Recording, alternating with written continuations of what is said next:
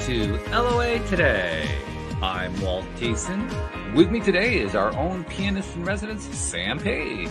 This is your daily dose of happy. We are so happy you decided to join us today. Indeed, we are. And in fact, we were talking just before we got started here about how we got to find some way to give Sam a way to connect his piano directly to what we're doing so we can really get the full sound of what he's doing. We're going to figure that one out one of these days. But Sam, just keep that in mind. We got to figure out a way to do this. For ssure. Yeah. Because I mean, you're so talented. People need to hear it, and I mean, we always, whenever we're hearing what you play, you put your phone next to your piano, so we get the gist of it that way. But you deserve to be heard in high fidelity, So we'll figure that one out. But anyway, I hope you're doing well today. Of course, glad to be back here. It's been a few weeks. Yeah, you were away last week, I know, but yeah, it is good to have you back. So welcome back. And of course, we do have a special guest joining us today. Her name is Tess Scott. Tess is interesting. Tess is from north of the border in Canada. She's in Sarnia, Ontario. And in fact, she was giving us a little bit of geography lesson as to where exactly that is. Apparently, it's right near the Great Lakes. And apparently, she even has a view of the lakes from where she is, which is pretty darn cool. But I have to tell you, she has also one of the most interesting profiles I've ever seen because she's a Christian, but she is a non-judgmental Christian, which is the reason I wanted to have her on the show. I thought that was a pretty cool concept right there. And she describes herself in a lot of very colorful ways. But one of the best things that she says is she lives her life of hilariously awkward moments in Sarnia to the ongoing embarrassment of her family. I mean, that's somebody who has, first of all, a very good sense of herself. She doesn't take herself too seriously. But she's confident enough to say, hey, here I am. I'm going to put myself out there. If you can't handle it, that's your problem. It's not mine. I like that attitude. I love that. Thank you. Well, thanks for having me on. I'm sure this is going to be really fun. It will be fun. I'm sure it will. So, well, let's get your story, okay? Because everybody who comes on has a story that basically shows where they've come from and what trials and tribulations they went through and then how they emerged at the other side. And I'm sure your story is like that. So give us like the 3-minute story. Okay, so my story is like that. First of all, Sarnia, I have to say this. Sarnia is on both the St. Clair River and Lake Huron. So at the same time, amazing place and tons of beaches. If you ever want to visit, I recommend summer. Nice. So yeah, my name's Tess, obviously. I have lived here my whole life in Sarnia, Lambton. I've had this life where, I think we all have things that we've done that we think, that probably wasn't that great of an idea. So life where I've been married a few times, divorced a few times. I have a family of 8 boys, a blended family. I have adopted one who's special needs. Back in, I think it was 2013, my husband, Rick, left and I was on my own again. So that was really, sad, upset and everything. And then our marriage was reconciled years later after divorce. We got back together and remarried, which is amazing. Yeah, amazing. That doesn't happen every day. No, it doesn't happen every day, right? And then right after that, I got breast cancer. So it's kind of like, how life is like ups and downs and ups and downs. But, everything is great now. And I can say that even though I don't want to relive some of the things that were crappy, but I can be thankful for things that I learned, for how I saw, God got me through it, for all of that. And I just want to have life. Like I like to think that there's good things happening every day, and one of the great things about me, maybe, I don't know. One of the great things about my story is that if I'm on stage, sometimes I go and I talk to groups of women to encourage them, right? So I say, like, I'm going to take this freak show on the road. And so if I'm going up the steps to the stage, and this may have happened, and I trip, like, they just think it's part of the whole thing. There's really no expectation of perfection with me. So it's easy, right? I'm not nervous about it because I think, what can go wrong? If there's a clothing malfunction, they were probably expecting it. It's just going to be another story for the next book down the road. It really doesn't matter. And just taking even, I don't know, things that are like people just take for granted. Like maybe, when you're laying in the backyard in the summertime, which is like about 2 weeks in Canada, we have a really summer, and you're looking at the clouds and looking at what the clouds are shaped like, and sometimes my husband and I will be just we'll just like lay out and go like, wow, do you see that elephant? Like, no, I don't see an elephant, like just easy, just things that are just, you can miss it if you don't pay attention. Yeah. Right? Those are the best things in life. I think they are. Anyways, that's the joy. And I love how you described that you went through the roller coaster, and like most people, you've had your roller coaster, some very interesting twists and turns on that roller coaster as well.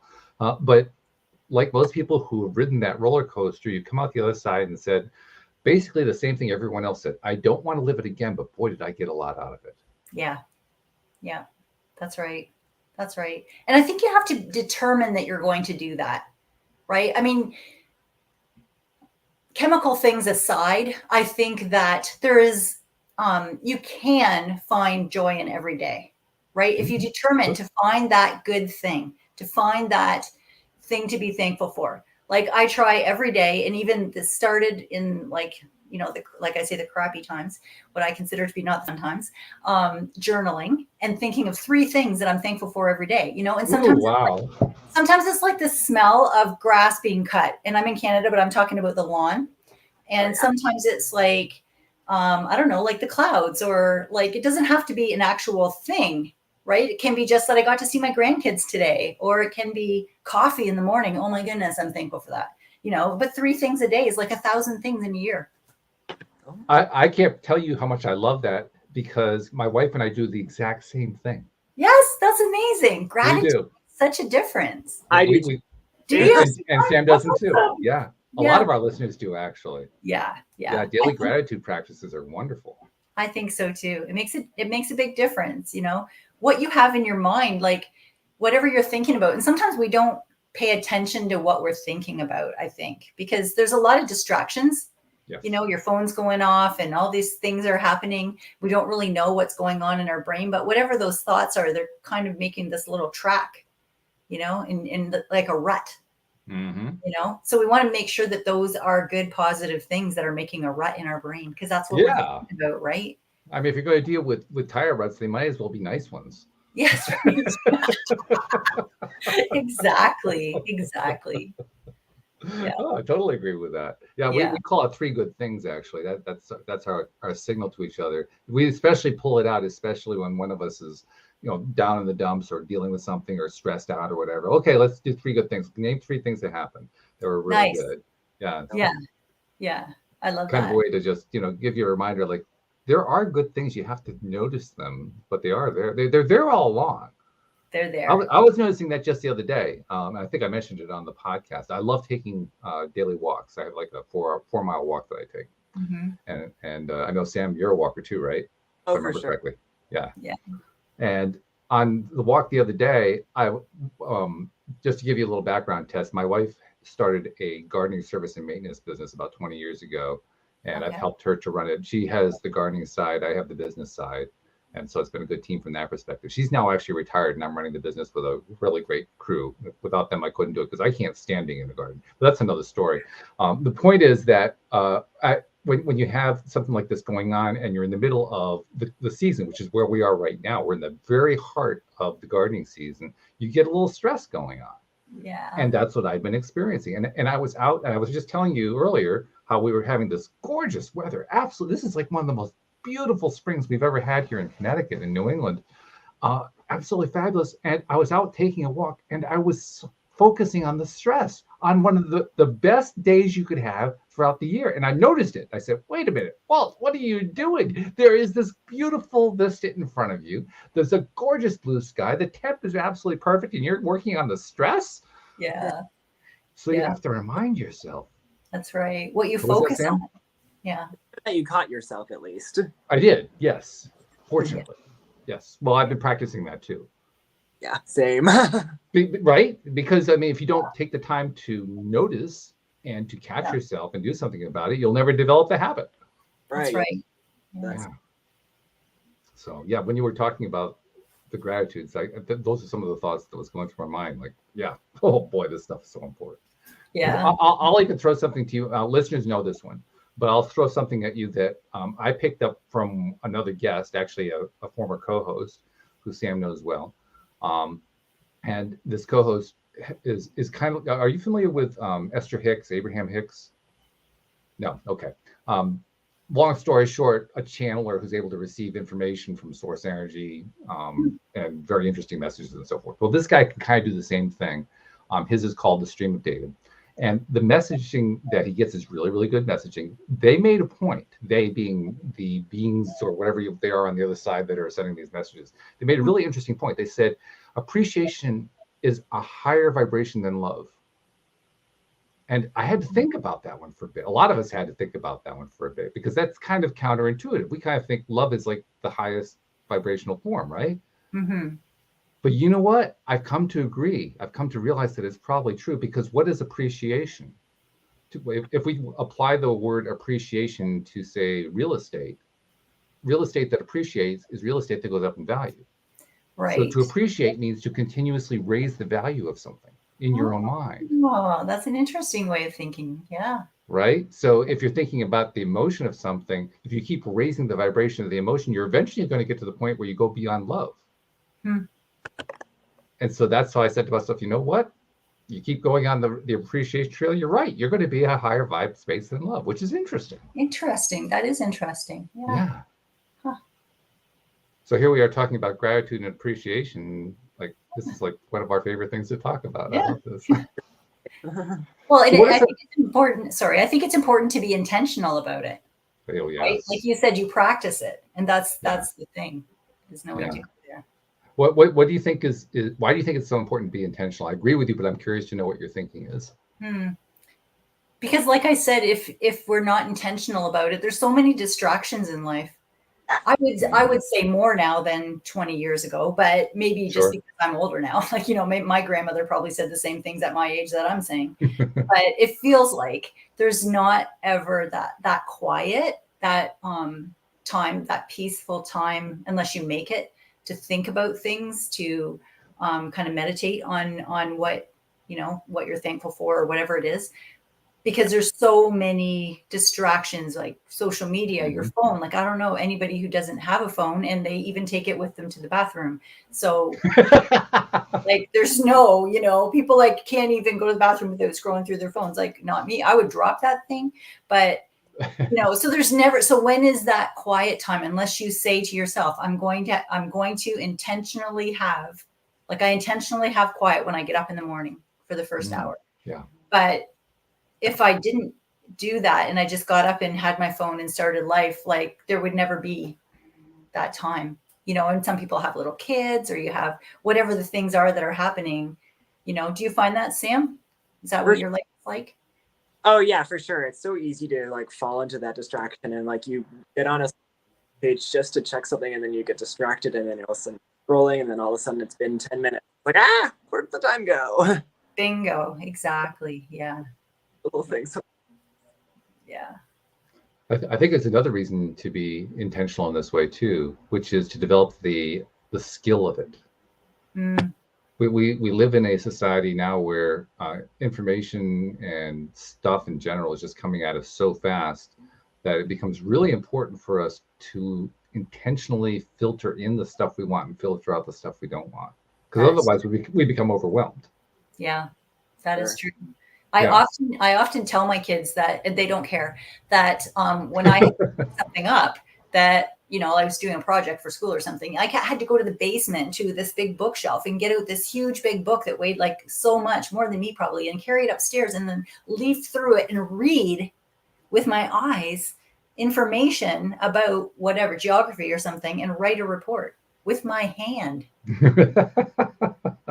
Yeah, I'm old. It's true. You're old school. I love it. And none of them care. They're just like, whatever. I don't know why she's telling us this, right? Like, I think the other reason too to be intentional, and this ties into the basic underlying theme that got this whole podcast going, the idea of the law of attraction. I'm not even sure how much familiarity you even have with the concept, but law of attraction as something to apply in your life requires concentration. It requires focusing your attention. It requires being intentional every step of the way to whatever, with the most degree is that you can do that. So to me, that's the biggest reason to develop this ability to be selective, especially in those periods of time where life seems to be going against us. And we have every reason in the world to just ride that negative wagon, like, ugh, one more reason to be complaining, one more reason to say this is so terrible. Why is this always happening to me? Blah, blah, blah, blah, blah, blah, blah, blah. Yeah. It gets so easy to fall into that. Yes, agreed. For sure. For sure. And if you don't take the time to become intentional, you don't develop the skill. That skill is so valuable. That skill pays. I mean, when we develop that skill, and I get the impression you've actually worked on developing that skill. When we have that skill, life gets better. Yeah. Life just gets a whole lot better. Every step along the way. Right, Sam? Sam's putting his hands together. That's usually his sign that yes, I'm totally on board. It was like different. We lost your voice there for a second. Try that again. No, absolutely. It like just shows the difference, like perspective and mindset. Make it just keeps you in that sort of thing. I think what we got what you said. Your voice is cutting in and out again. The mic is giving you a hard time. But that's okay. I think we got the gist of it, because the gist was basically yes, total agreement. That's what it comes down. Yeah. So, okay, well, we've established a nice foundation here of common ground, which I'm loving a whole lot. Let's talk a little bit about what you are currently working on in your life. I know you have this family of 8. My God, that's got to keep you busy no matter where you are in their development. But you're also, if you've been doing this, well, I get the feeling you've been doing this for a while, leading a family. You're kind of getting to the point where they're moving out. They're basically building their own lives. Thumbs up. Yeah, I get it. Right. So, but that also means that you're transitioning to a different period of your own life. And I'm curious to know where you're going with it. Okay. Well, we only have one kid still at home. So, only one at home. Okay. Yeah. Hallelujah. So he is, he's going to be 19 soon. He just started a full-time job. So like framing houses. So that's cool. My goodness. Super cool. Yeah. And probably going to college in September. We'll see. And he's a basketball guy. He's great. He's the youngest. He's the baby of the whole family. So everybody else has moved out. Some of them have kids, married, 9 grandkids, all that kind of stuff happening. They all live really close, which is super cool. And we get to see them lots, and sometimes babysit and help, the kids come and do all the fun stuff, play games and stuff. And yeah, so I was working at the college until about 1.5 years ago, when I retired, which means you quit your job and you get $200 a month. So to write a book. So how crazy is that? My husband said, I think, because this whole series of events that happened, so what happened was, I'll tell you, I'll kind of make it quick as I can. I won't talk quick, but I'll make it quick. I was getting ready for work. My eyes are blurry. Then I noticed my smile is kind of like, crooked like that. Like I look weirder than normal. And I thought, that's weird. But I had to go to work because the whole place could not run without me, is what I thought. Wow. My job was kind of like radar on MASH. Remember MASH? Yeah, sure. Yeah. So I was radar. So I'm doing everything and opening the doors and all this. So I guess I kind of thought a little bit too highly of myself that day. Anyway, I didn't go up I went to work. My boss said, "What's wrong with your face?" Sent me to Emerge, and they thought I was having a stroke. But it was something called a TIA. So it's basically like a little mini stroke, has the same symptoms. So part of my face was droopy. My words were all garbled up. My vision was blurry. Did I already say that? Anyway, that's all right. I was confused. Yeah. So anyway, I was in the hospital for 3 days, and there's no lasting effects, but it mimics a stroke. So it was worrisome at first. But when I got home, I said, after I came home on the 3rd day, I said to my husband, so it was a false alarm, everything's okay. And my husband said, what if it's a real alarm? What if it's a reminder that we all only have so many days in this world, and you don't know how many days you have, and you need to do the thing that you think you're supposed to do, and you're supposed to write a book. So I want you to quit your job and write a book, and I'll just work 10 years more. So I'm like, okay. It was actually hard to do because I did love that job so much, but I went back to work the next day and told my boss I'm quitting, and quit. And a year later had a book published, by Morgan James Publishing, and yeah, it's amazing. Congratulations, by the way. Yeah, That's great when you get thank published you. like It's that. very exciting. So I'm going to different, places of women groups, churches, and places like that, and speaking to women to encourage them to fill their head with truth, and making them laugh, and just I don't know, just everybody needs encouragement right now. A lot of people are. It's been a long time since we could gather together, especially in Canada. Mm-hmm. It's just been a long few years, and everybody needs to laugh. Yes. So I'm having a really fun time doing that. Good. There are maybe some awkward things happening. I'm not going to say there aren't, but we're having a lot of fun. So doing Well, that's good. lots of fun stuff. Yeah. That's important. And, Yeah. and you basically you turned it into a carpe diem moment. You said, I'm going to seize the day. I'm going to just, yes, I could keep doing the same old thing I've been doing all this time. Yeah. But with a little support from your husband, you decide, I'm just going to seize this new thing. I'm going to run with it. Yeah. And it's scary. It's scary to do something different, right? It's scary to quit your job, especially if you like it. I mean, if I hated my job, I would be saying like, right on, I'm out of here. But I loved that job. So I quit my job that I loved to do something that may or may not work out. Like, I don't know if I'm going to get a book contract, right? I don't know if anyone's going to let me come and speak to their women on a stage. Like, I really don't know what I'm doing. But, that's the secret part. We don't tell them that before we go. But I just did it.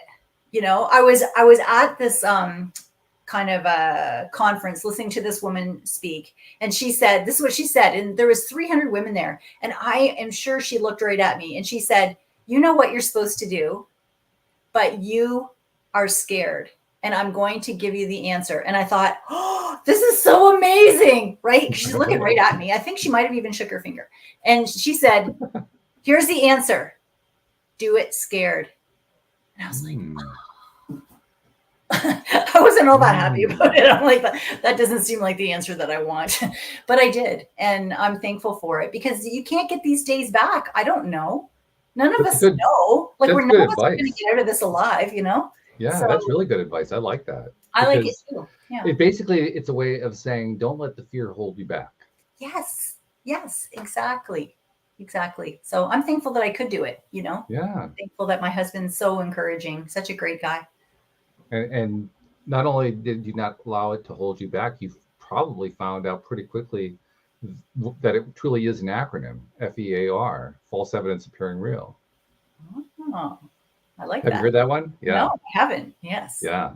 Because that's what fear usually is. I mean, it is possible to have real things to be afraid of, certainly. And we can all kind of point to them. But probably 95 to 99% of the things we fear in life are just in our heads.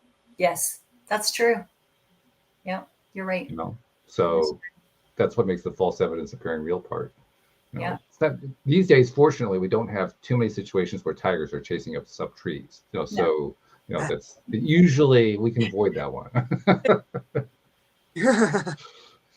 But I think that's great. You broke through. You said, I'm going to. It wasn't your favorite phrase at the time, but you said, I'm going to follow it anyway. Yeah. That's the real trick, I think. Yeah. One of the things that I've come upon is I've interviewed a lot of people, because I've been doing this for almost 10 years. It'll be 10 years in September that I'm doing this. We're closing in on 1,800 episodes, which is mind-boggling. But one of the things that has played out over and over and over again, interviewing so many people and having so many co-hosts like Sam, talking with so many people, is that anytime that people succeed in some way, they went through a whole slew of failures first. Yes. It's almost never the case where somebody just does something and rises right to the top. Yeah. In fact, I don't think I've interviewed anybody who said that yet. No. I'm kind of stretching my memory, but I really don't recall anyone who had that. Everybody went through dark nights of the soul and horrible crashes, people close to suicide, people who lost everything, just like one thing after another. Yeah. And then somewhere along the line, they persisted and kept going, and they crashed through the fears, and they just succeeded. Yeah. Yeah. It's true. And I think even famous people. I think it was one of your presidents. I think it might have been Abraham Lincoln that I was just reading something about, like all the failures and all the times that he had tried to, like, and like years and years and years and years before he actually became president. Yeah, he ran for office after office after office and lost them all. Yes. He just kept losing and losing and losing. And then he ran for president and won. Yeah. He persevered, but it was years. Like, I think like we want things instantly in our society now. We're so used to the instant things, you know. One of the more famous things in American history are the Lincoln Douglas debates. Oh. And it's not well reported. Lincoln lost that election.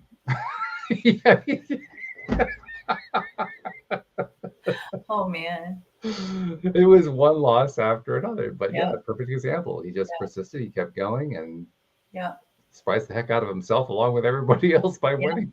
Don't give up. Don't give up. And even athletes, like everybody, you're going to have a lot of losses, and then eventually you're going to have a win.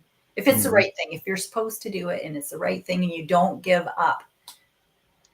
And a lot of that has to do with mindset. You mentioned athletes, and the first thought that went through my mind was Roger Bannister, the man who broke the 4-minute mile. He was the first person to run 4 minutes back in 1953, 54, something like that. And up until that point in time, no one believed it was physically possible. The general consensus among the athletic community was that it is not possible for a human being to run a mile in 4 minutes or less. And then he did it. He ran the mile in 3 minutes, 59 seconds. And within some short period of time, like 6 weeks, like 4 or 5 other men did the same thing. Because he broke the mindset. He broke the belief barrier. Yeah. It wasn't a time barrier, it was a belief barrier. Yeah. And when you break that belief barrier, no matter what you're talking about, I mean, that's a very dramatic example, obviously, but it could be anything in our own individual lives. When you break the belief barrier, then all of a sudden new vistas open up that weren't there before. Yeah. Yeah. They just didn't seem possible before. Yeah. That's cool. Yeah. So I think it's really those kinds of stories. To me, that's inspiration. To me, that's the kind of thing I want to always be kind of inundating myself with. You know, how many inspirational stories can I present to myself? Because then when I run up against my own barrier, then it's a little bit easier to try to go through it anyway. Yeah. Was it like that when you first started your podcast? Like, did it take a while to get going? Kind of. Yeah. I mean, well, listeners know the story, but I'll tell it to you. When I started the podcast in 2012, and I did it because in 2008, both my business and my wife's business got completely wiped out instantly. Oh. And neither one of us were in real estate or mortgages. But we were in businesses that the nature of the business was that the moment you go into a financial crisis, her business was going to be gone. And my business was gone because at that point in time, I was providing web support to small nonprofit organizations. And no one gives money to small nonprofit organizations during a financial crisis. So they all went belly up, which meant my customer base went poof, which was not a happy time, as you can imagine. And by 4 years later, we were deep in debt, struggling to survive, very close to bankruptcy, very close to losing our home, everything. Mm-hmm. And I didn't know what to do. The way I often tell the story is that I was so poor at that point. Not only could I not afford to hire a coach, I couldn't afford to buy a book on how to do it. So I started a podcast. I figured, well, I can do that for free. And I can just have experts on and they can teach me stuff. Right. See, that's smart. You're learning from the people that you were interviewing. Exactly. Yeah. I figured, what a great way to get some free coaching, right? Yes. Yeah, and it worked beautifully. And not only that, I've made some wonderful friends that way. Nice. Friendships that have lasted for years now. Yeah. I'm loving that. So yeah, it's been really powerful. But in terms of the breakthrough moment wasn't so much doing the podcast itself. The breakthrough moment was deciding that I didn't know how. That's a key part of it. I didn't know how, but I wasn't going to stay in that place anymore. Somehow, in some undefined, indescribable way, I needed to climb out. Well, actually, I didn't have a choice, I figured, because it was either that or we're going to be homeless. Mm-hmm. There was no third option at that point. Right. So it had to be. And I was the most stunned person in the world when it actually turned out to be yes. That's great. Yeah. What a great example of persevering. Yeah. Yeah. Well, I mean, I can describe it as perseverance now, but in the middle of it, it was more just like breathing from day to day. Mm. I mean, because Louise and I both understood the basic law of attraction concept. We basically understood how mindset plays a role, but we didn't know all the details. We didn't really have the whole thing figured out yet. That's one of the reasons I started the podcast. But we knew what the general rules were, so to speak. So we said, okay, well, we got nothing to lose. I mean, it's all gone anyway. You know, it's already gone at this point. There's nothing left to lose except the home, you know, and that's we're like steps away from that. So let's just start believing that it's going to work out. We have no idea how. And there's like, there's a huge story that I've told before that I won't go into now. It takes a long time to tell it, but how we ended up moving. We were at that point, we're in Virginia. We ended up moving back to Connecticut after previously living in Connecticut. And that story was like one manifestation after another. Talk about roller coaster too. Everyone came, none of them came easy. Yeah. They didn't just slide in the front door. You know, they always had to send us, you know, crashing into a wall somewhere before they would show up. So it was insane. And you know, so for me to say that I persevered, it isn't so much that I persevered or even that we persevered. It's more that we just kind of hung on for dear life. Survival. Yeah. Because there was nothing else to do. Yeah. I get that. There were no other options. So, well, when you have no other options, you go with the one you've got. There you go. That's great. So, yeah. But I mean, I guess you could describe that as perseverance because we just kept going. That's what persevering is. You just keep going. You just keep going. Yeah. I mean, the opposite of persevering is giving up. Yeah. And people do give up. Like, I think I've seen lots of people who have started podcasts as an example and give up. You know, well, I had a big advantage there. And this was a complete and total surprise to me. It turned out I loved it. Yeah. I mean, seriously, I had no clue I was going to enjoy it so much. Isn't it amazing to have a job that you love, to do something that you love? And it was not there for the reason that I thought it was going to be there. I mean, like I said, I thought it was going to be there just to teach me, you know, by talking to famous or successful or, you know, interesting or people who could be mentors. Yes. I thought that's what the purpose of the podcast was. I had no idea it was going to be so much fun. That's so good. That's so good. So people ask me, how do you do, you know, 1,700, 1,800 episodes? That's how you do it. Yeah. By loving it. You do it because it's fun. Yeah. I mean, another way I like to describe it is it's the best kind of addiction because you don't have to go into treatment afterward. There you go. Right? Right. That's good. That's good. Good. Yeah. No spending 6 months in Tucson drying out. I mean, it's just not even part of the conversation. So, yeah. So, okay. Well, let's get back to your story, though, because you got a pretty cool story going on there. So you got the book published and you started doing the speaking despite being absolutely terrified of it. And you decided you were going to listen to the advice that you didn't like, that you didn't want to hear, and you listened to it. And what happened? Yeah. Well, I'm still booking things and talking to people and having the time of my life. I love it.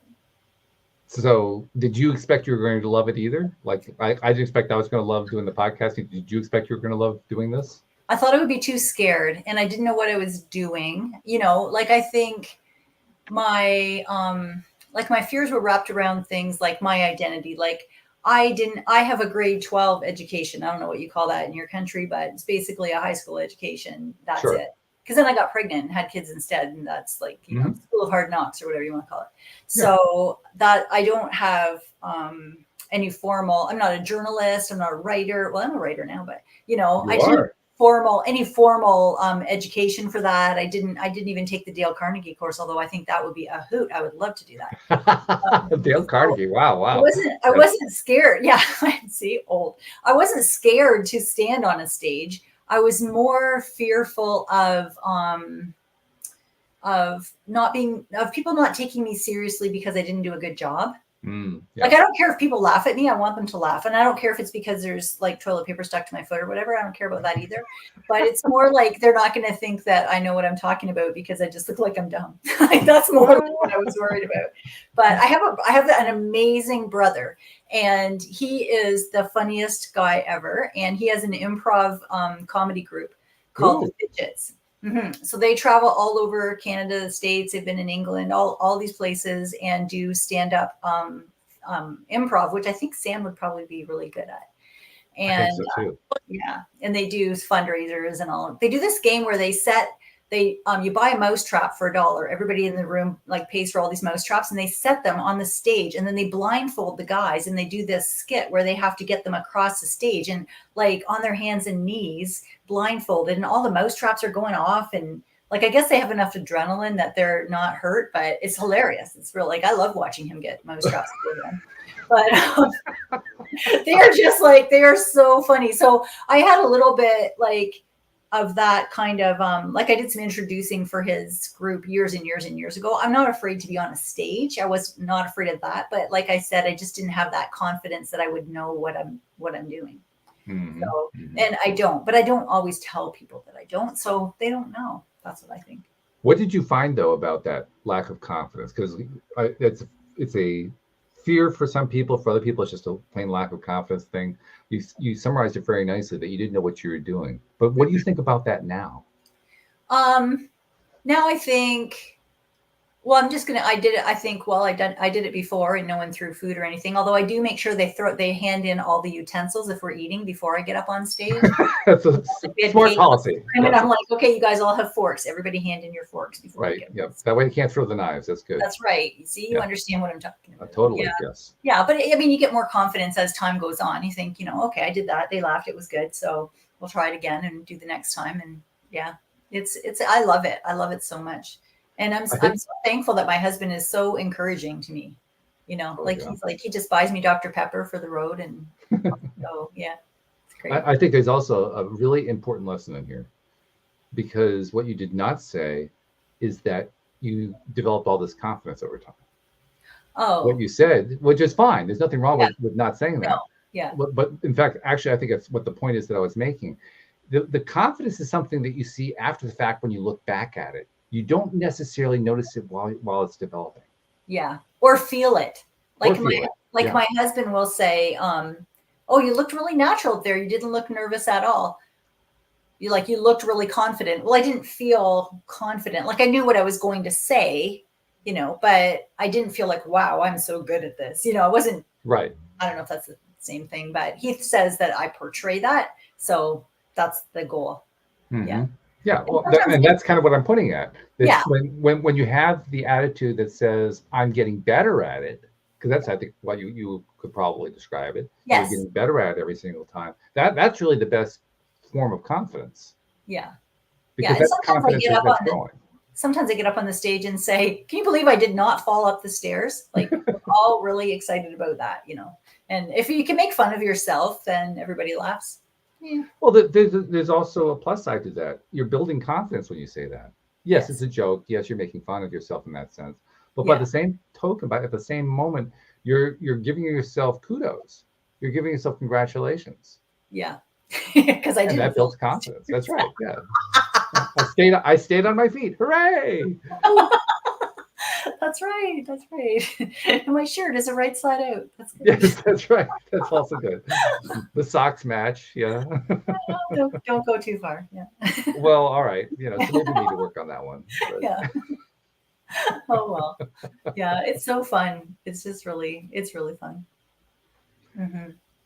What would you say is the most important thing to do in order to have fun with whatever it is you're challenged to do, or trying to do, or deciding to do?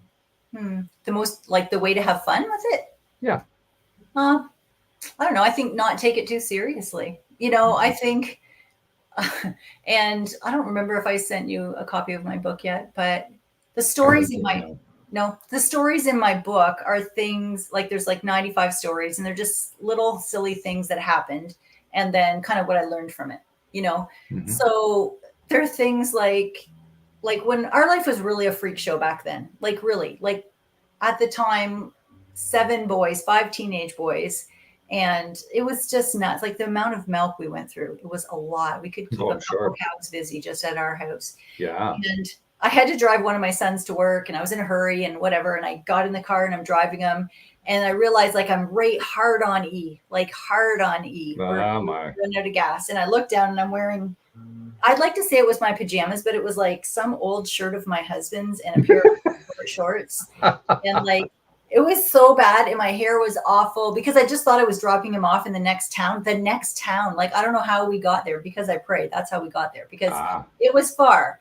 And I knew, like, if we run out of gas, and he was also at that miserable age, you know, that miserable teenage age where they hate your guts. That's the age he was at. And I thought, I hope I run out by myself and not with him, because he already hates me. And if I stop and have to hitch a ride, there is nobody that is going to pick this woman up on the side of the road. It is terrible. It was awful. It was awful. But I didn't run out of gas, and I made it to the gas station in the next town. And I pulled up, and their debit machine, or whatever you call it, was not working. So I had to get out of the car and go in the gas station. Oh, no. In the end, after all of that, I was just so thankful. I'm pulling in like chug, chug, chug. Yay, I made it. And they're like, sorry, ma'am, card reader is not working. You got to just go over there with all the other people that are lining up for their coffee in the morning. I'm like, oh my word, it's a small town.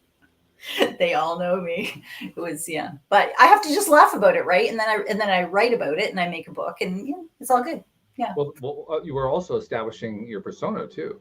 Yeah, exactly. I mean, they like you said, they know you. They know me. That's right. Oh, yeah. Well, Tess is here. Yeah, good to see her. All right. Yeah. Yeah. You know how many people said to me in my life, you have to write a book? A lot. A lot of sure. People, a lot of people. Well, you have stuff to write about. Of course, they're going to say that. Yes. So you know who didn't say that? My kids. My kids did not say that. Well, they were too busy hating on you. Yeah. You know, and people say to me, like, what do your sons think about you writing this book that includes all these stories about them? And this is my answer. They're all boys. They're never going to know.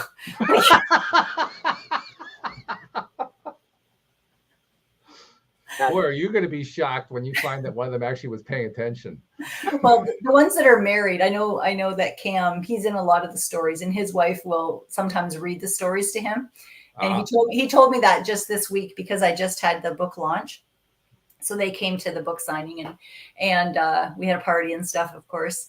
And Cam said sometimes they'll be on a road trip somewhere, so he'll drive, and Amy, his wife, will read, and he says, and I'll go, oh, I know where this is going, he says. Because he was the kid that the other kids always like tied him to a tree, or they tied him to his bed with dental floss. Oh, and then pretended they were watching a movie in the next room, and so he would like try to pull and get poor kid, he got picked on the most, but he's really a great guy. He came through it just fine. I didn't know any of these things in my defense back then, but I'm finding out. Well, you must have found out somewhere along the way. Yeah. Otherwise, you couldn't have written about it. Yeah. As they're adults, little things come out when they're coming over. They start talking. Always comes out. That's right. And they talk about it, and I think, what? I didn't know that. I'll write that down. Yeah, my wife and I have moments like that where she'll be talking about something we did on a vacation or some event that happened, and I'll say, I have no idea what you're talking about. I don't remember that at all. Were you there? Apparently. According to the story, I was. Yeah. But you don't remember. I have no recollection, and vice versa. She'll do the same thing. Like, we were there, really?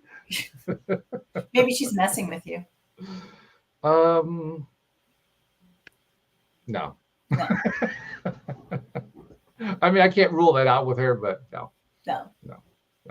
I'm sure it really happens. It's just that we remember things differently. Like, to give you an example, my wife, well, I got to take a step back. My mom was a horrible cook. Okay. Really bad. So I grew up with no sense of what good food was. Okay. Many years later, I meet my wife, my future wife at that point. We're in our early 40s, and she's a very good cook. And it literally was true the way to a man's heart was through his stomach. I mean, she just instantly won me over because, oh my God, this food is delicious. Oh, wow. And you're pretty, really like the food. Well, yeah, absolutely.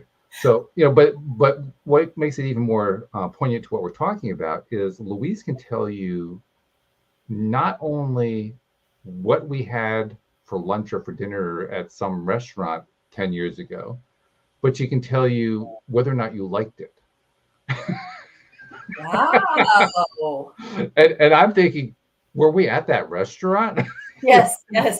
So it comes down to what's important to food is very important to her. And there's a Yes. whole reason why, but there's a whole history there. And food has always been very, very important to her. So Yeah, she that's thinks and interesting. remembers about things in terms of food, in terms of meals. Now they have to be memorable. If the Yeah. meal isn't like if the food wasn't very good, she won't remember it. Right. But if the food was good, I guarantee you, not only can she tell you what the main course was, she can tell you what the vegetable was. She can tell you whether it was a salad, did we have breadsticks? I mean, she can tell you the whole thing. Wow, that's interesting, isn't it? Yeah, Yeah. yeah. So it comes down to what do you associate, Mm-hmm. Yeah, that's interesting. and Can that's she why tell you? Can she tell you if you left a tip? probably. I've never tested that one. Although that would be an interesting test because in the last couple of years since the pandemic started, I have deliberately raised the amount that I give on tips. Oh, that's nice. That's my way of appreciating the service workers. Yeah. And so now, I mean, I don't leave less than a 25% tip now. Yeah. And I don't know if she could tell you when that happened. She might be able to. She might. Yeah. She might. I couldn't tell you for sure though. Because I mean, you signed the check. I mean, does the spouse check your check? Not really. That's not the way it works. Well, not our family doesn't work that way. I can't speak for other families. Yeah. Yeah. But yeah. So I mean, the reason I mention that is it's a way of it's an example of how we remember selectively, and the selection is based on what's important to us, what we give our attention to the most, what we focus our attention on, what we think about a lot, what's important, what's big, what is influential, what sticks with us because it really is that important to us, and it's going to be different for every person. So that's why. Yeah. I may not remember the meals. I'll remember other stuff that she'll have no clue what it is because it's other stuff that's important to me. Right. And do you think that you can consciously decide, like, I'm going to think about that, or it's just because that's what's... Oh, yes. Yeah. Well, that's a key part of what we talk about here on the show with Law of Attraction, because we can deliberately create our lives, but it takes deliberate attention to do it. And it takes repeated attention. One of the big mistakes that people make when they're trying to apply this stuff is they'll sit down, they'll set an intention, say, okay, I'm done. And then they'll go back to doing a lifestyle that includes contradictions to that very thing that they're doing. And then they don't understand why it doesn't work. Interesting. Yeah. Because you have to make it a continuous process. You're like you talked about earlier, you talked about how you have those little ruts in your mind from the same thing that gets played over and over and over again. Well, you have to reprogram the rut. Right. Exactly. And you have to know that that's happening. So you have to determine, like, I need to think about what my thoughts are, but that takes dedication and intentionality to do that. Right. And lack of distraction and awareness. You have to be conscious. Awareness. That's a word. See, that's a better word. That's the word I was looking for. Awareness of it, because your thoughts are determining your emotions. That's right. And that determines what you do. And sometimes that's not that good. Which is an interesting thing. And again, something we've talked about a lot. For the longest time, I did not believe that I had the ability to decide what emotion I was going to feel. Okay. I thought I was locked in to whatever life gave to me. So, if I saw a sad movie, then I was going to feel sad. And if I saw a happy situation, then I was going to feel happy. And that's the way it worked. It was all based on what happened externally to me. Right. And then as I started learning about this stuff, I learned that in theory anyway, yes, we can choose our emotions. And I remember the first few times I actually tried to do it, and without a whole lot of success, I might add, because I was so used to just going with the default. Whatever came my way, that's okay. That's the way I would respond, because that's the way you're supposed to respond to this. Right. It took quite some time until I finally started to notice that there are actually a lot of situations in life where different people respond differently. Yes. Yeah. True. That's what made the difference, because there are some situations where some people will feel pain, other people will laugh at it. As an example. They're the mean people. Oh, right. Well, I mean, you talked about earlier how you like to make fun of yourself. You use laughter as a way to break the ice, so to speak. Well, that's a deliberate choice. It is, and I think that's why I can share stories that are painful or sad, or because I can share it with vulnerability and with laughter, like with humor. That's the word, with humor.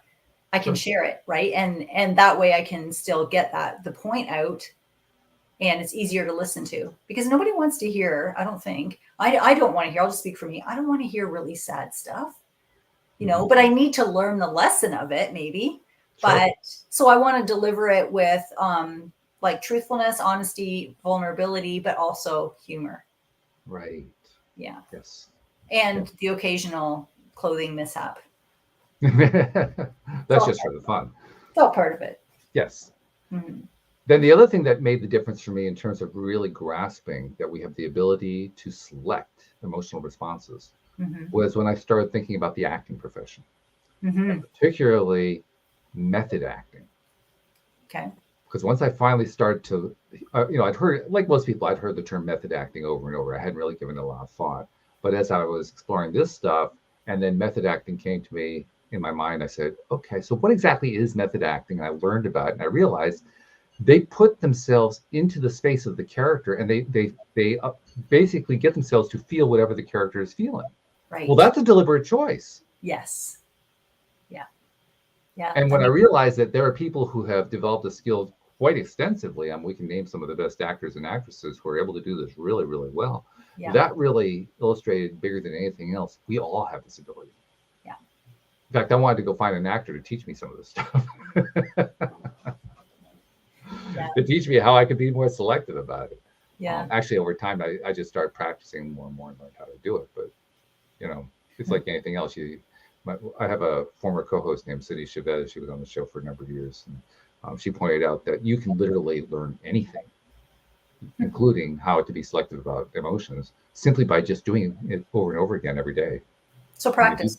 Just repeat. It doesn't matter how bad you are at it. You can be like the worst in the world at whatever that X is.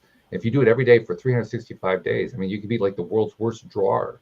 But if you get out a pad with 365 pages and you try to draw every single day, and the first 300 days, it looks terrible, but it starts to get a little bit better. By the end of the year, you actually know how to draw somewhat. Yeah. You get better at it. Yeah. I just heard a TED talk by Simon, what's his name? The person's name. Anyways, that doesn't matter.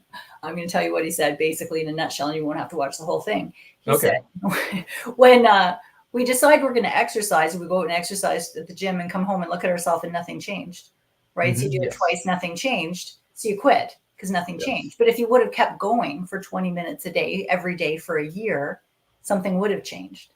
Yes. Right. But we don't have the patience sometimes for that. That's what you're saying, right? You keep on learning it or practicing it until something changes. And what the podcast taught me is it isn't so much the patience. Patience was what I would originally have said it was. It's the love. Oh, okay. When you can find love for whatever it is, that's where appreciation comes into it, by the way. Oh, appreciation. Whenever you can find appreciation for something. Yeah. Oh, well, we do that all the time. But whenever you can find that appreciation for something and really feel it, that keeps you going. That if you want to persist, that's probably the best way to do it. If you want to persist with anything at all, find appreciation for the thing that you're persisting about. Yes, I agree. And you'll get there. Yeah. And the reason people don't get there is because they don't find something to appreciate about it and keep coming back to it. Yeah. This is fun stuff. I love talking about this stuff. I knew we were going to have a fun time. Yeah. Well, we are. This is great. The only sad part is we're kind of running out of time here, which reminds me, we have actually a few minutes left, so this is a little bit earlier than I normally would do it, but we got to find out some information about how to find out more about your book, because you have a book called Listen Sister, and this is an important thing, right? So tell us about the book. Listen Sister, Finding Hope in the Freak Show of Life. I love the subtitle. I love it so much because it is all true, embarrassingly so, usually. But it's really short stories, like 2 minutes. You can read them like in the bathroom when your kids are like banging on the door and you only get 1 minute, or like you're waiting in the car for, not at a stoplight because that would be distracted driving, but if you were waiting to pick somebody up, or you're at the hospital, waiting for an appointment, or all those waiting times, it's just like a couple minutes while you're having coffee. And I think it'll be encouraging. So my website, this is really easy to remember, tessscott.com, because it's my name, Tess Scott. So 3 S's in the middle, tesscott.com. Right. And so that shows some just like blogs and funny stuff to read and some of the places that I'm speaking. And you can order the book from there, or you can just get it from Barnes and Noble, Chapters, Indigo, Amazon, Walmart.com. I don't know, all the places. You can get it all the places.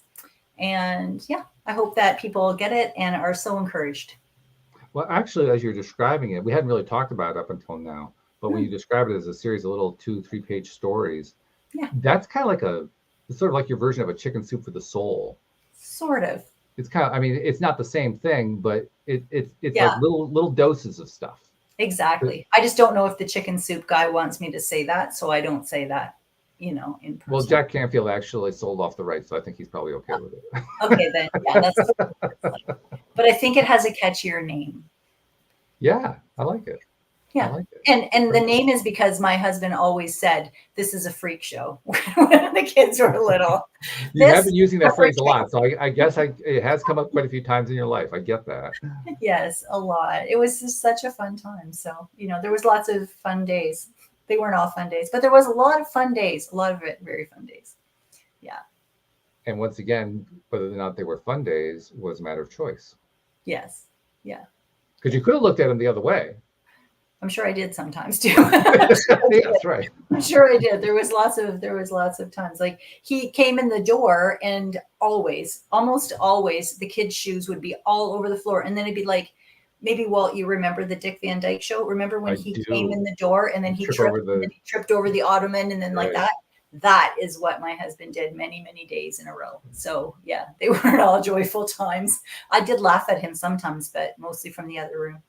Well, Dick Van Dyke is actually a great example because the trick to do the Dick Van Dyke pratfall, because that's what that is to come up smiling. He always came up smiling afterwards. Always came up smiling. That's right. He did. Yeah. That was one of the most wonderful things about him. I'll tell a little quick Dick Van Dyke story that I love. Of course, he's I think he's an octogenarian now, or maybe nonagenarian. I'm not sure. He's up there in years. He is. But he was out with friends / sons / I mean, people who were close to him. He was out. This is like 4 or 5 years ago. He was out in California in a popular chain restaurant. Okay. And he and these 3 or 4 young men with him spontaneously started singing the theme song to Chitty Chitty Bang Bang. And the entire restaurant stopped. And everybody's got their phones out and they're all taking video of him and his crew singing this thing. Oh, that would be so fun. And to me, that just like epitomizes who he is, because he didn't have to do that, but he is so positive and so fun-loving. He said, we're just going to put on a little show here for the people waiting for their food in the restaurant. Yeah. I feel like he's probably a really fun, great guy in real life, as a person, Yeah. Well, I can tell you, you're a pretty great gal. We've had a great time conversing with you and getting to know you. I love your attitude. I love your sense of spontaneity. And I know that this whole idea of kind of making fun of yourself works for you, but I'll tell you what, you have more than that. You have a lot more than that. Yeah. And it comes out. Thanks. So thank you for the part that you've allowed to come out, and keep letting that part out. That part's really cool. Yeah. It's fun. For sure. I mean, that's the part that makes you a fun guest on a show. Thanks for having me on. Yeah. Oh, well, we're glad to have you on, and look forward to, I don't know. I always say this with guests because I never really know what the next collaboration is going to be, but I look forward to the next collaboration, whatever that is. Yeah. Well, there'll be another book, Probably. I wouldn't be surprised. Yeah. Especially when this one takes off, you're going to have the demand saying, okay, so when's the next one coming out, Tess? Yeah. Yep. Well, I'm writing it. I'm working on it. I'm working on making the stories for the book. Yeah. Oh, yeah. Okay. You already have book number 2 in process. Oh, that's pretty cool. Yeah. So that means you're loving it. I am loving it. See, I'm appreciating it. This is how you do persistence, folks. You do it by loving it, and you continue loving on it, and you just keep going. Yeah. Thanks so much for having me on. It was so nice to meet you. And Sam. It was lovely meeting you too. Thank you for being here. And thank you to our podcast listeners everywhere. We'll see you all next time here on LOA Today. Goodbye, everybody.